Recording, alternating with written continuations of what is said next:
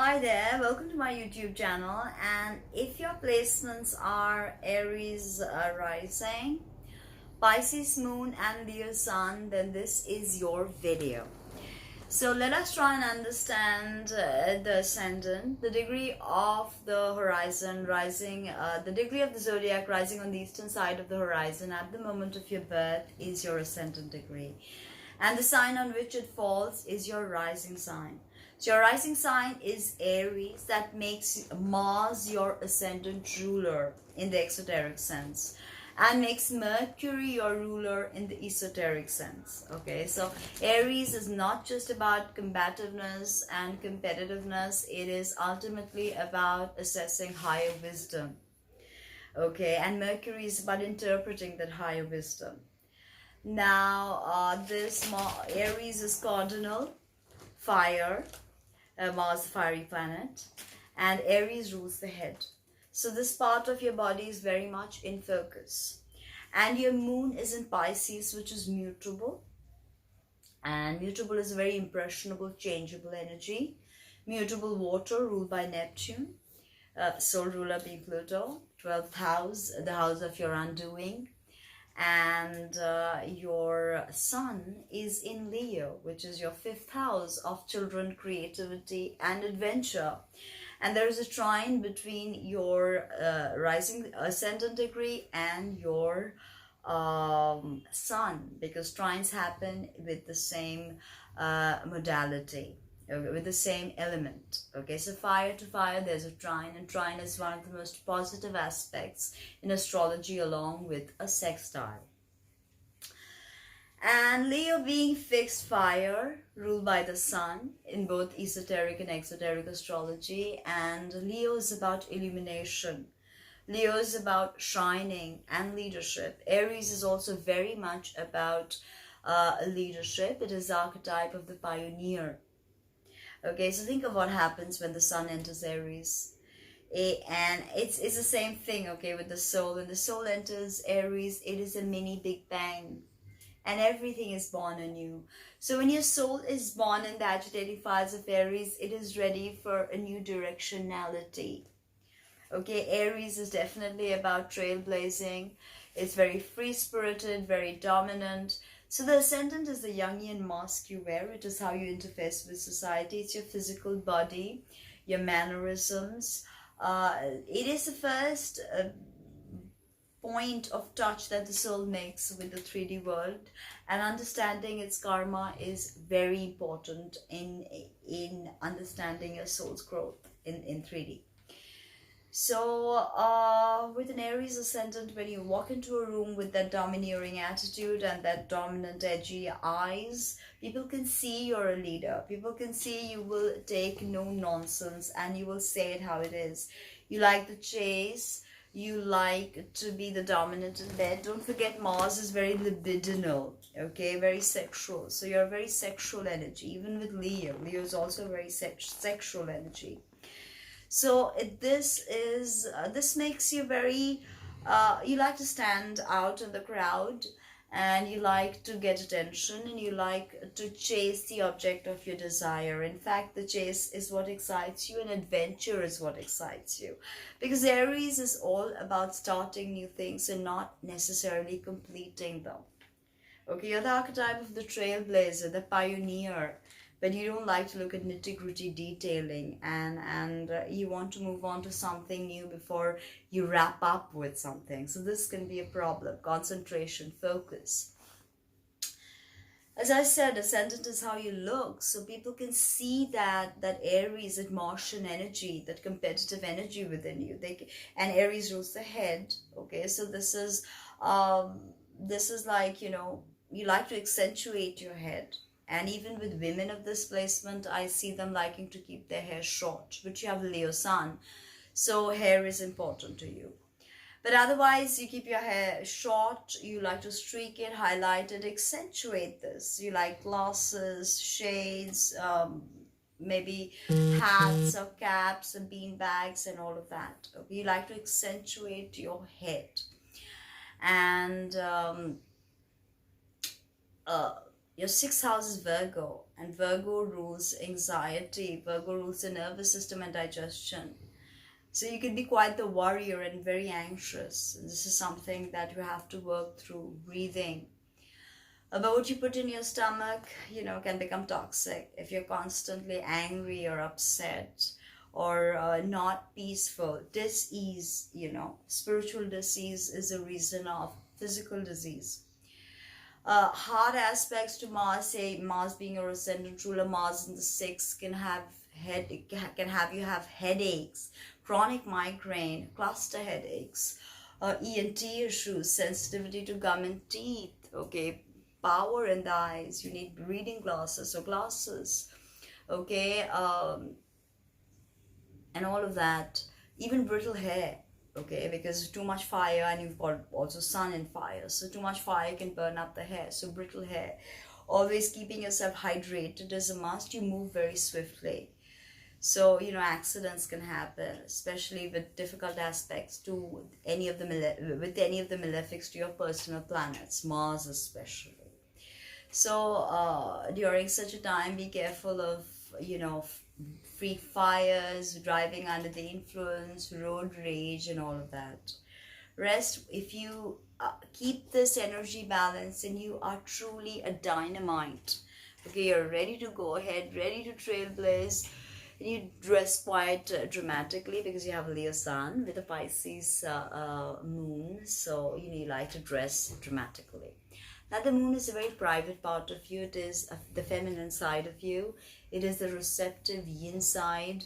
It is about our mother, about childhood, about us being a mother, about us being a child, about our everyday habit patterns, our memories, our imagination, our psychic awareness. It is, all the things that are feminine within us. Okay, our menstrual cycle regulated by the moon. And Pisces is mutable water, the most feminine of the zodiac. Okay, although ruled by Neptune, who's masculine Varuna, but still Pisces is super psychic and super sensitive. When you have moon in Pisces, you're a very sensitive person. Moon in the 12th house. Okay, because you're an Aries ascendant. So this could, mean you have problems with your mother, or your mother wasn't there literally because she died, or she was incarcerated, or she had to go away for work. Okay, 12th house is confinement, restrictions. Could be very imaginative, very spiritual also, your mother. But there was some kind of disconnect with her in some way. Okay, and you may have made peace, or you may not have. If you haven't, then try to understand the good of your mother, and the good side to her, because even if she was inebriated, or drunk, or she was doing drugs, there was some reason behind it. It was trauma, probably her way to deal with the PTSD. Okay, it gets easier, and the moon sign is supposed to be a very big karmic, according to esoteric astrology, our biggest karmic challenge, because it is our everyday life, and you can't change our everyday thought and patterns, and it becomes really difficult to, and these everyday things that we do stop us from achieving what we really need to achieve. So there's always this dichotomy at play, always this dichotomy at play with the 12th house moon. But you're very psychic, great tarot reader, great astrologer, great medium, clairvoyant.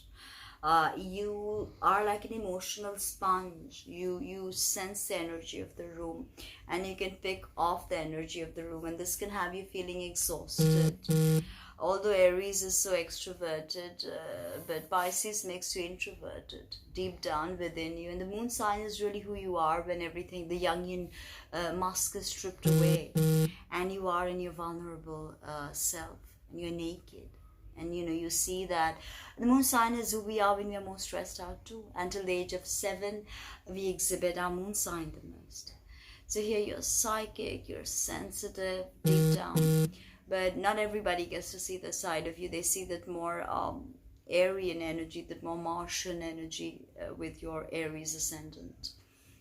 And Pisces rules the feet, and also the production of melatonin, so insomnia. So if your moon is in a difficult situation in your natal chart, this can have you, even during full moon, new moons, you can have problems with your sleep cycles. There could be problems with your feet.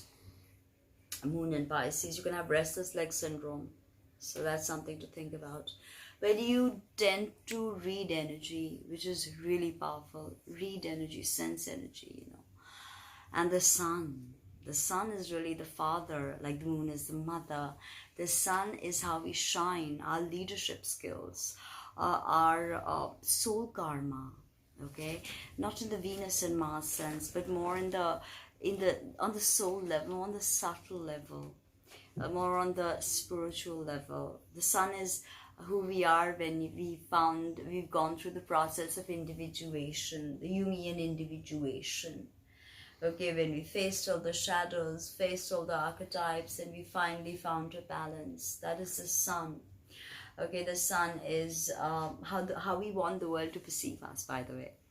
It's our goals, our ambitions, from a soul level. It's our soul memories, it's our leadership skills. There's so much. It's a very powerful part of us, which is why sun sign astrology is so popular.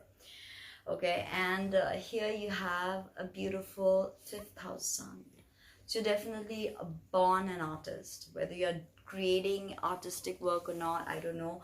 You've got the archetype of the pioneer, and you've got the archetype of the mystic, Pisces, and here you've got the archetype of the artist, you know, the actor, someone who has the soul goes through Aries, is born into Taurus, understands Earth and the physical body, in Gemini understands communication, and Cancer understands emotions.